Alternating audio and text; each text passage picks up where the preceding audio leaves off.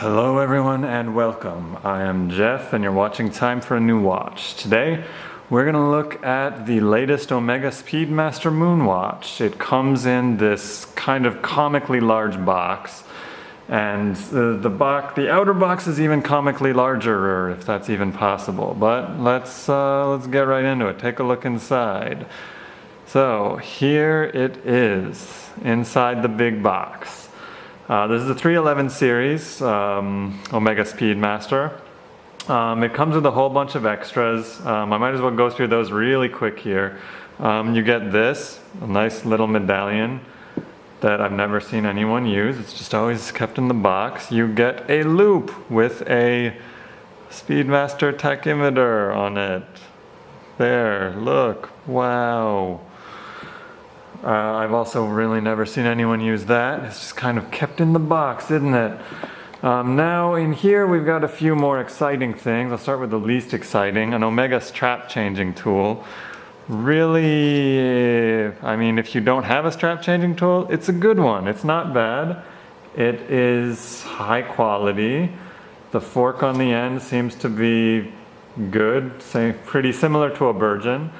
But honestly, I never used it. I just used my Virgin strap changing tool. Next, the less exciting, unless you are super into this, you've got this Omega Velcro watch band, which is pretty much like a NASA style, same as the astronauts used. I'm not super into it because it's really long, so I just left it in here.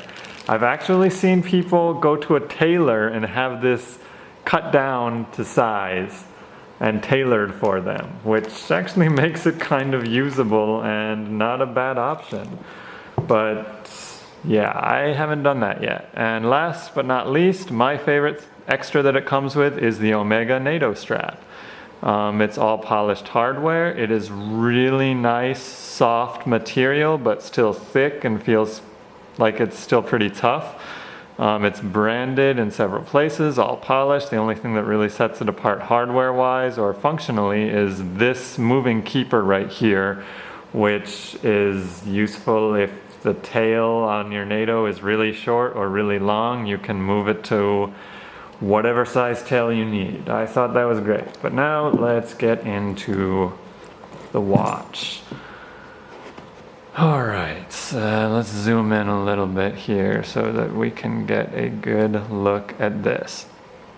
So this is a 311 series, that's the latest. It's not much different than the older series, which I can't remember the number, but the main difference is that it comes with the the big box. That's what everyone calls it. The big box collector's kit with all the extra junk that I just showed you. Now, this particular Speedmaster's movement is caliber 1861. That was changed sometime around the 90s, I think, maybe the late 90s. And honestly, it's still kind of a vintage feeling caliber. It's as you can see from the moving chrono hand here, it's not a high beat movement. It's not 28,800 like what's it called, like the Valjoux 7750 or something like that. This is a 21,600 beats per hour movement. It's advertised to have a power reserve of 40 hours, but most people on new watches seem to get closer to 50 hours while not using the chrono. Let's see here. What else do we got? The dimensions, case dimensions, very important stuff here. It is 42 millimeters, including the crown guard. The first Omega in Space Edition is like 39 point something, and it doesn't have this crown guard here, so it's similar. The thickness is 14 millimeters. The lug width is 20 millimeters. My camera's going crazy there. Does not like whatever I just did.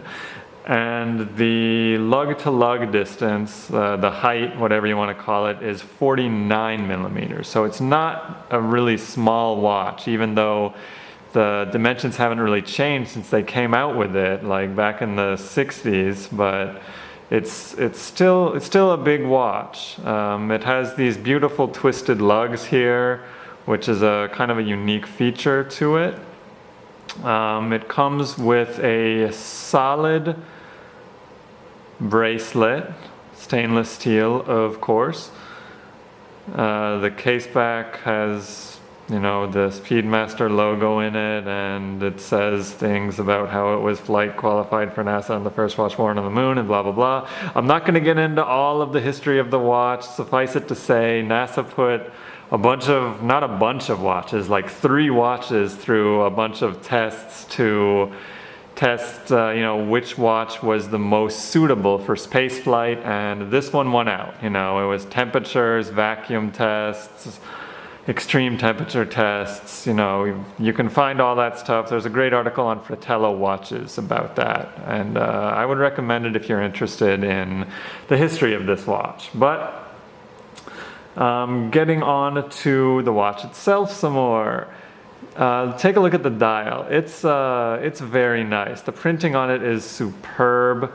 It's 3 register chronographs. You've got the running seconds hand that's always running, minutes hand right here that you can't really see.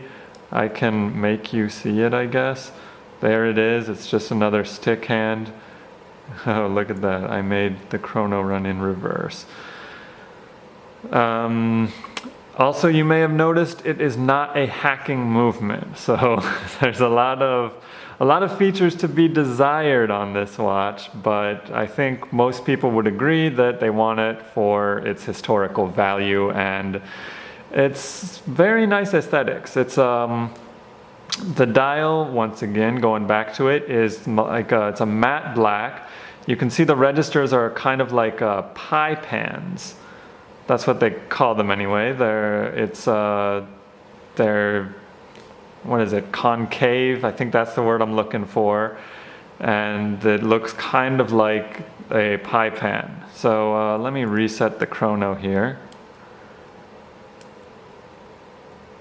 Nice and smooth reset. The tachymeter bezel is, I believe that's an aluminum insert. It's nothing fancy. They've kept it, you know, true to the original, which I do admire.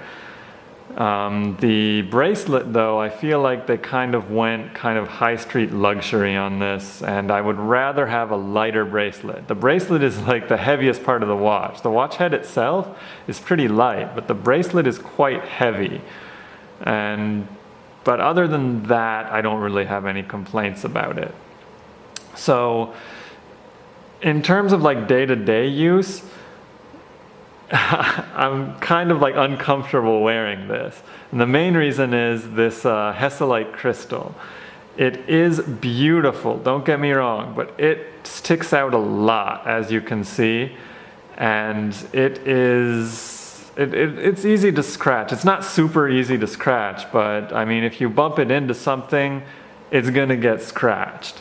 And they do have a sapphire version that remedies that, but honestly, I love the dial through the Hesalite crystal. It's just beautiful looking. The crystal itself is beautiful looking. I love everything about it, and I just don't like the sapphire version as much. So I do have that as a complaint against it, but it's not my main complaint against it. I'll get to that right after the Loom. The Loom on this is actually pretty good. The older Speedmasters have tritium Loom, and if you can find one of those for a good price, I would definitely go for one. I love the look of an aged Speedmaster with the like aged tritium Loom. It just looks wonderful. This obviously is more functional. You can still read it in the dark and everything. The Loom, I would rate it as like not as good as Seiko's. Well, maybe it's about like an SKX 007. Let's put it around that. It's good, but it's not like amazing. And I think the last, I mean, this is a really good watch if you're interested in getting one for its, you know, its history, anything like that. I would say definitely go for it. But the one knock I really have against it that kind of surprised me actually, because this is a very popular watch. A lot of people have this, a lot of people wear this. This is a lot of people's like dream watch right here, and I totally get that. It's beautiful, the dial, the lugs, everything about it is just really nice. You can dress it up, dress it down. It's really, really good, versatile watch. But the lugs right here, they are super duper straight.